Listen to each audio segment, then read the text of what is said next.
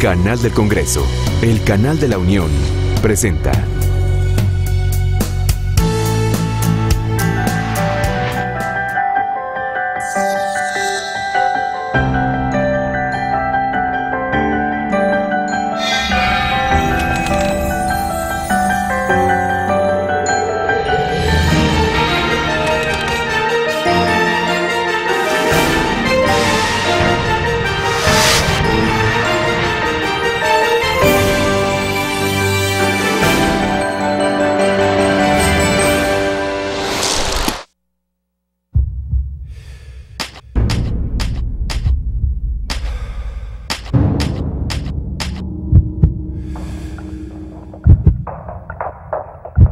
Tras la muerte de Madero, en febrero de 1913, relata el historiador Alberto Calza Díaz que un grupo de sonorenses, simpatizantes de Victoriano Huerta, celebró el hecho y se apresuró a reconocer al general traidor como presidente de México, antes de que el Congreso del Estado hiciera justamente lo contrario. Y es que Sonora fue la primera entidad que desconoció a Huerta, en un momento donde se cruzaron las historias de dos personajes, la del gobernador constitucional del estado y la del interino, quien tomó la decisión que el primero no asumió. Este es el momento que el destino le tenía reservado a Ignacio Leandro Pesqueira, nacido el 13 de marzo de 1857, en la región minera, agrícola y ganadera de Huepac, en la serranía de Sonora. Su nombre es Ignacio Leandro Pesqueira, su segundo apellido, el materno, es Gallegos. Él nació en Huepac, Sonora. El Huepac es un pueblo que está sobre el río Sonora, una zona, un conjunto de pueblos muy agradables. Pero realmente crece en Cananea, Sonora, un pueblo minero. La familia se dedicaba combinadamente a la agricultura, la ganadería y la minería, de unas familias con dinero que nunca tuvo necesidades o problemas para acceder a la educación. Ahí estudia la escuela primaria y llega a, digamos, a concentrarse, a especializarse en la contaduría, en la teneduría de libros, como se llamaba en la época. Es un heredero de la estirpe liberal norteña del estado de Sonora. En su familia hay próceres del liberalismo sonorense. El más destacado de todos, Ignacio Pesqueira García. Un general liberal del 19, juarista, un hombre educado en España, un hombre de vanguardia para la época, que combatió a los franceses. Su principal lucha y logro fue en las leyes de reforma, ¿verdad? En la reforma, en la formación de la Constitución. El general Ignacio Pesqueira figuró pues en la época de la reforma, de Benito Juárez, de intervención francesa, todo eso, ¿no? El otro fue Ignacio L. Pesqueira, fue gobernador interino ya en el siglo XX, ¿no? Y era, creo que era sobrino, nieto político del general Ignacio Pesqueira. Estaban enlazados pues, ¿no? Dentro de la genealogía, yo me pregunto, ¿influye la genética en la manera de pensar de estas personas que viven en diferentes épocas, pero que de alguna manera tienen el mismo oficio, son militares, son políticos, son liberales?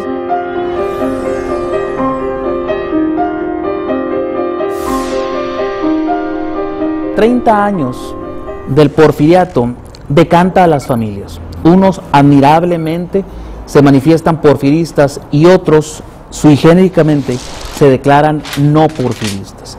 Los Pesqueira en su gran mayoría van a destacar porque se la van a jugar con Madero, y eso nos habla como las familias coahuilenses, como los Madero en su momento también, que tienen sus dudas porque pelear contra el porfiriato, que parecía eterno, no era cosa de tomar una decisión de la noche a la mañana. Sonora permaneció alejado del centro muchísimo tiempo. Yo creo que esta irrupción de los sonorenses en 1913 hace que de pronto emerja en el centro del país Sonora y los sonorenses acaudillando una rebelión, una revolución.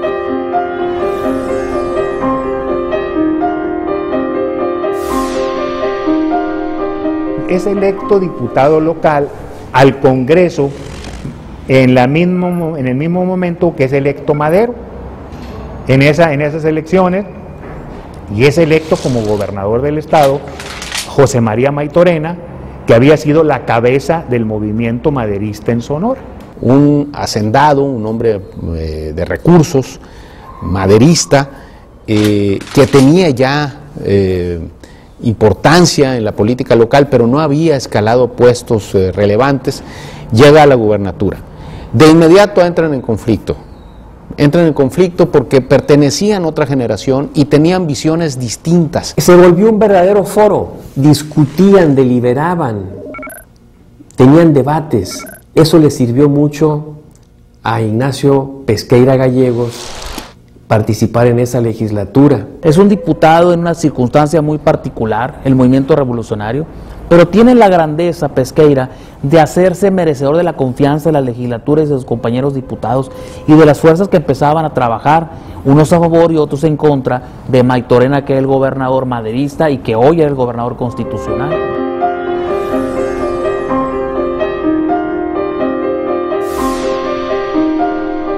Pesqueira, dentro del Congreso, había hecho grupo con los que estaban decididos a desconocer al gobierno usurpador de Huerta de inmediato. Y eso los lleva a chocar con los diputados que decían: esperemos la decisión del gobernador Maytorena, no desconfiemos de él, él ha sido el opositor más visible al porfiriato en el estado, etc. Pero vacilaba y no tomaba una decisión. Pide una licencia el 26 de febrero de 1913 y entonces empiezan en el Congreso, bueno, ¿quién va a suceder esos 6 meses? Los más difíciles, porque pues ya Carranza había puesto la prueba, nadie había secundado a Carranza todavía. Y estamos hablando que hasta el 5 de marzo, el 26 de febrero, Sonora pone de gobernador interino a al general, que no era, al diputado Ignacio L. Pesqueira Gallegos, por 6 meses. Se convirtió en el gobernador de las definiciones. Fue el gobernador que no titubeó para desconocer la ilegalidad del régimen de Victoriano Huerta. No titubeó, no menguó en nada el apoyo que los sonorenses le iban a dar por la recuperación de la legalidad. En ese sentido, emite una proclama, solicita la anuencia del Congreso del Estado de Sonora para desconocer al régimen de Victoriano Huerta. El 5 de marzo, previa deliberación en periodo extraordinario de la legislatura local, previa deliberación del Congreso, da a conocer el decreto que le envía el Congreso para desconocer al gobierno de Huerta y disponer de facultades extraordinarias en los ramos de Hacienda y Guerra. Romper el pacto federal en la época, romper el vínculo con el centro, tener la amenaza militar del ejército federal que estaba en Guaymas, que estaba en distintas partes, no es sencillo. Ignacio Pesqueira Gallegos resultó una persona excelente previsora, un excelente negociador, y supo, por ejemplo, llamar al militar local más hábil, Álvaro Obregón, como jefe de las fuerzas militares del gobierno del estado de Sonora. Controla las emisiones bancarias, impide el flujo de capitales para que no dejaran al estado sin dinero, impide también el tráfico por ferrocarril para tener el control y, lo más importante, toma las aduanas y las oficinas federales. Va a ser un muy eficiente y atinado gobernador que va a proveer de armas, municiones, soldados, incautaciones y demás medidas de gobierno a favor de los revolucionarios sonorenses que empiezan a desalojar al huertismo de Sonora y que posteriormente van a convertirse en la punta de lanza del carrancismo por la costa del Pacífico. Su interinato fue magnífico. ¿Tuvo problemas? Sí los tuvo. Pero Sonora, a nivel nacional, tomó un liderazgo que ya no perdió desde 1913 hasta 1936 con el conflicto con el general Calles. A finales de 1914, los nubarrones de la discordia por el poder se posaron sobre Sonora. Entre fuegos cruzados se fraguó la facción hegemónica de la revolución, un grupo que con el tiempo se consolidó a sangre y fuego en las redes de la política. Pero para esto aún faltaban por escribirse varios capítulos, entre ellos el de la primera constitución social del siglo XX.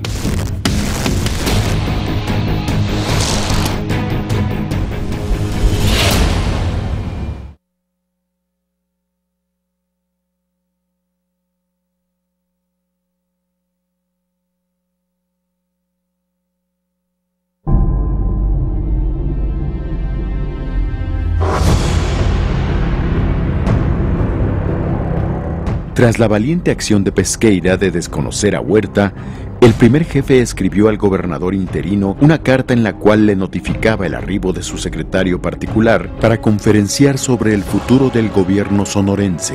Al mismo tiempo, Ignacio L. Pesqueira iba a recibir el nombramiento de general de brigada del ejército constitucionalista, causa a la cual le fue fiel hasta el final de la misma.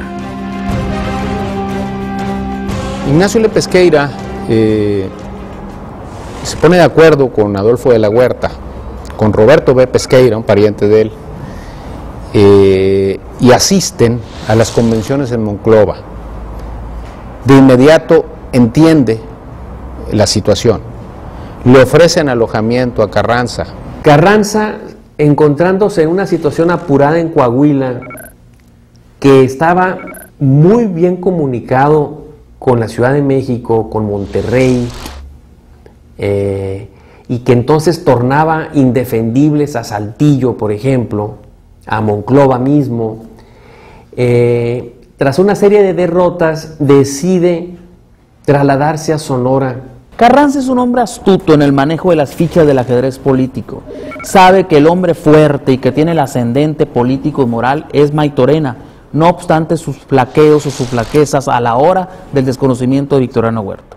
Cuando llega Hermosillo, fue una gran fiesta.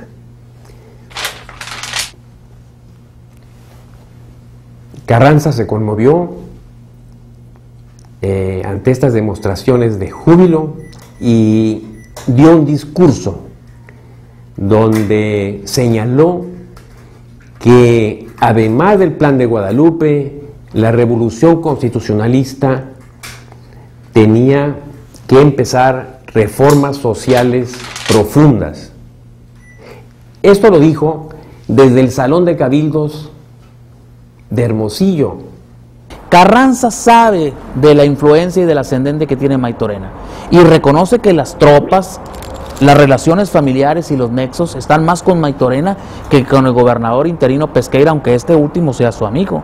Por eso no es de extrañar que, si bien le da el reconocimiento militar, sin ser un destacado militar Ignacio Pesqueira, hay que reconocerlo, le da la connotación de general, pues también en la política el hombre que tenía los insumos o los activos políticos era Maytorena, no tanto Pesqueira.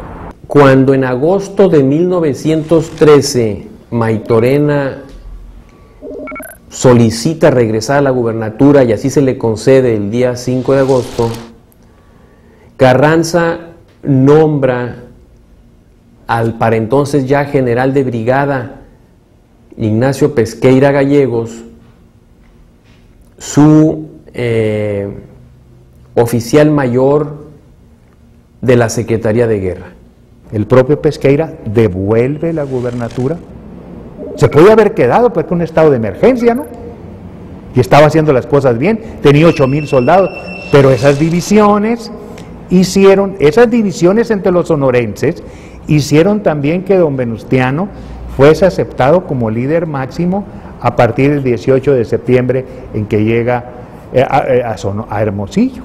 Lo interesante es la valentía, pero al mismo tiempo el pragmatismo. Entienden que entre ellos no debía de haber un primer jefe, que el primer jefe tenía que ser Venustiano Carranza. Ignacio L. Pesqueira lo entiende perfectamente bien. Aquí, digamos, dio un gran giro el mando de Carranza sobre el ejército constitucionalista, al contar con una frontera libre para importar armas, municiones, pertrechos, y también de aquí se dirigió a Chihuahua a tratar de limar las asperezas que empezaban a surgir entre Villa y el propio Carranza. Pesqueira le fue leal a Carranza, siempre, siempre. Porque Ignacio L. Pesqueira, así como era leal a sus convicciones y a la revolución, era leal a las personas.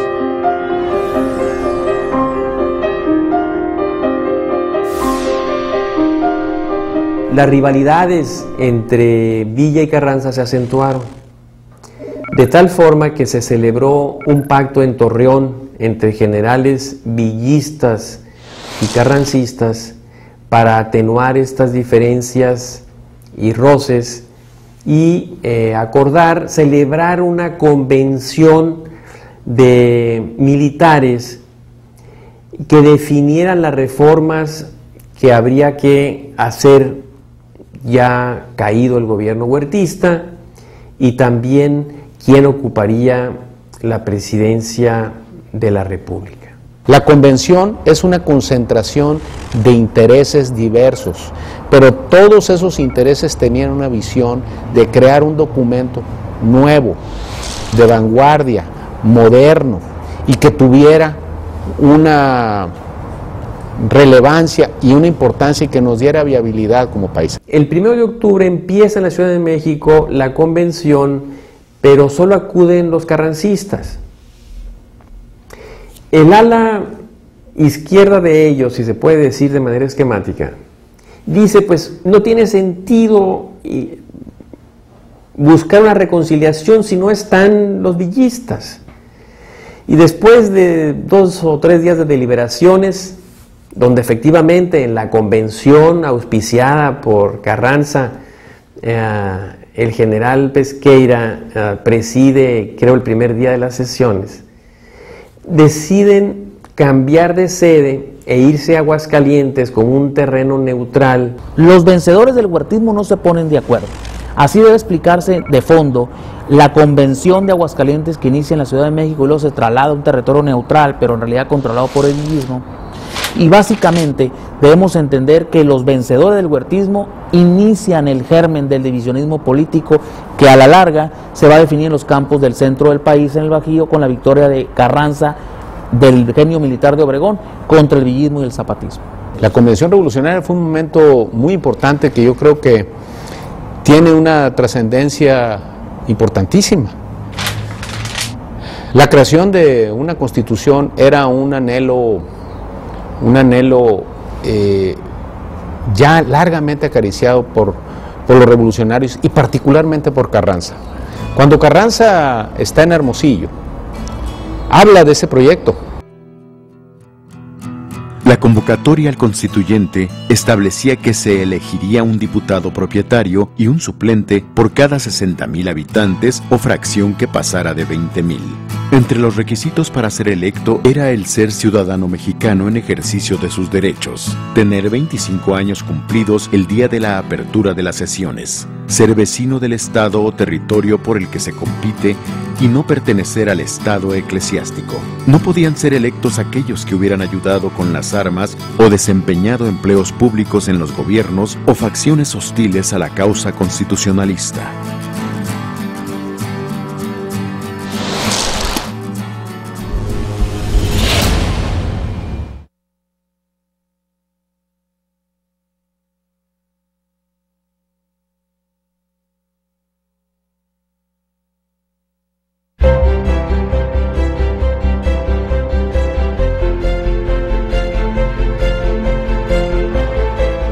Luego de las reuniones preliminares, la discusión del proyecto de reforma a la Carta Magna comenzó el 12 de diciembre de 1916 con la cuestión del nombre oficial de México.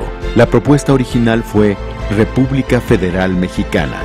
Sin embargo, sobrevivió el de Estados Unidos Mexicanos por el temor de regresar al centralismo. Hay dos personajes, para mi punto de vista, que llegan adultos a la revolución. Uno es Pesqueira y el otro es Calles. Calles también era un hombre grande. Pesqueira era un hombre adulto de una generación que había, una generación del cruce del siglo, por decirte así, para 1913, 14, 15, pues era un hombre grande, y más en esa época, con el promedio de edad que había. Muchos de los diputados que estaban junto con él disputándose las votaciones y los debates parlamentarios en Querétaro son más jóvenes. Ahora, un Ignacio L. Pesqueira de 45 o menores de 50 años nos habla de un Ignacio L. Pesqueira pues formado y con edad propicia, pero en el movimiento revolucionario, en la bola como se decía, los que están debatiendo son revolucionarios y políticos que están abajo de 40 años. Hay pocas imágenes de él como tal, y al principio nos extrañaba a los familiares que buscábamos fotografías de él en el Congreso Constituyente, pero realmente él formó parte de la mesa directiva como tal, y eso nos queda a nosotros como una herencia y un gran compromiso también para las instituciones públicas, las instituciones políticas del Estado mexicano. La distribución que había en el país, territorialmente hablando, era heterogénea, y esa heterogeneidad quedó representada en el constituyente. Incluso finalmente se sumaron los zapatistas. Entonces, digamos, el constituyente del 17 viene a representar a la conjunción de los, digamos, de los tres núcleos norteños básicos y el núcleo suriano, el zapatista, que derrotaron y derrocaron al gobierno usurpador. Hay que recordar que la Constitución también tenía una visión, por decirte algo, magonista, otros tenían la visión del obrerismo de la época, tenían una especie también de visión socialista, en fin, era una mezcla, y a final de cuentas van quedando una especie de híbrido y se van acomodando las piezas, ¿no? Pesqueira está, digamos, en el grupo más cercano, más próximo, más allegado a Carranza, de tal forma que él resulta diputado por el Distrito Federal, él por el distrito número 1 de la ciudad capital. Eso sugiere que Venustiano Carranza influyó para colocar allí a Ignacio Pesqueira y asegurar su entrada en el constituyente.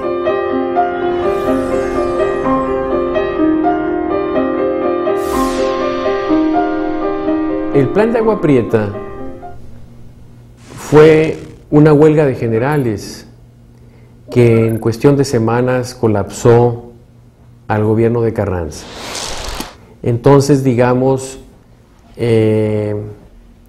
Pesqueira no alcanzó a movilizarse hacia Sonora y por consiguiente a ejercer el nombramiento de jefe de operaciones militares y gobernador interino del Estado que le había conferido el presidente Carranza. No abraza el plan de Agua Prieta de 1920, tiene que salir del país un tiempo, regresa porque pues tampoco era un hombre que se había hecho los odios así como para que muriese en una acción, ni mucho menos, ¿no?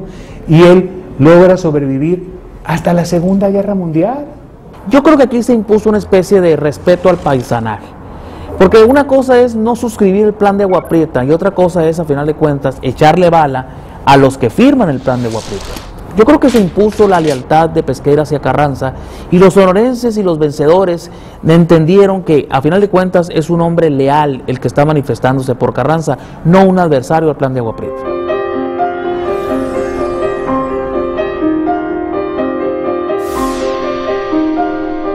Ignacio Pesqueira Gallegos es ascendido por el presidente Cárdenas a general de división.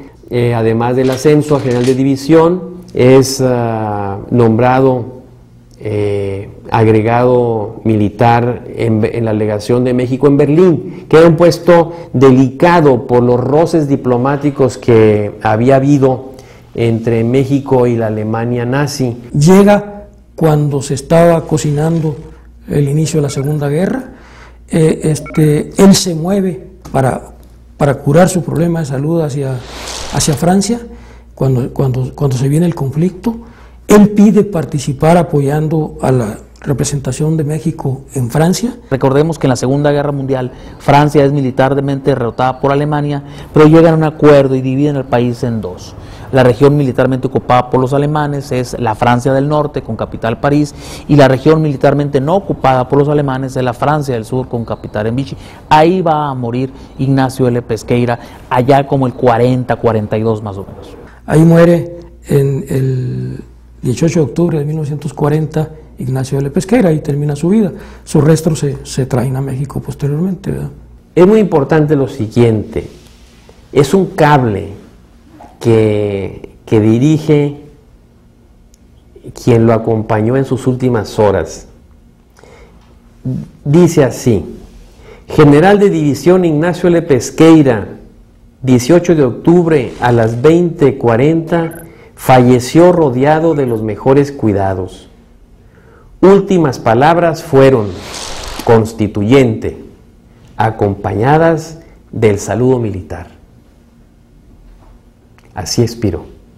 Nos deja un compromiso que nosotros quisiéramos compartirlo con la gente con la que nos encontramos en el camino, con nuestra familia, de respeto a las instituciones, de respeto a las personas y de respeto a las causas justas para todos. En poco más de 66 sesiones ordinarias fue desahogado el proyecto de constitución presentado por el presidente Carranza al constituyente de Querétaro, al cual asistió puntual aquel gobernador interino de Sonora, quien en su momento levantó la mano para rechazar el golpe huertista contra Madero. Así la vida del general y diputado Ignacio L. Pesqueira, quien por determinación y valor asciende al mosaico de nuestros personajes históricos del Congreso mexicano.